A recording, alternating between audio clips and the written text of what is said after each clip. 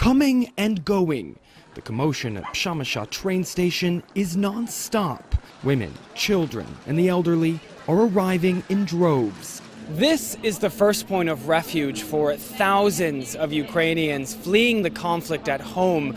Trains arrive here from Kyiv, Odessa, and Lviv every few hours. Once people get here, they are taken in by Polish volunteers to help them figure out where to go next.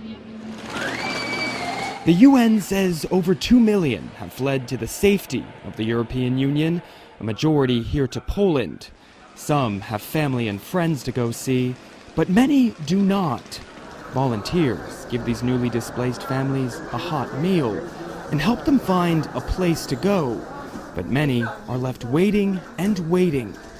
The route has been very difficult. We were standing in the train, then we spent the night in Lviv at the station in the cold. I thank all the volunteers and we have been very warmly welcomed in Poland, but I just want to return home.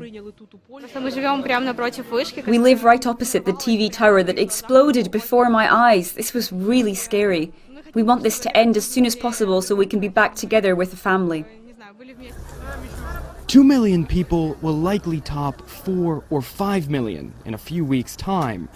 This is quickly becoming the continent's fastest growing refugee crisis since the Second World War. And the EU's top diplomat has warned the bloc needs to be prepared. Both those who are still on the battlefield and those who have escaped and ran for their lives, we must welcome in the same way we already did. Afghanistan is not a fair example because we did not host 5 million Afghans in Europe. In this case, we must be prepared to host around 5 million people.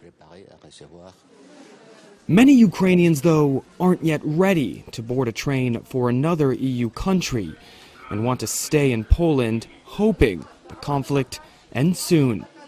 Ryan Thompson, CGTN, Przemysl, on the Polish border.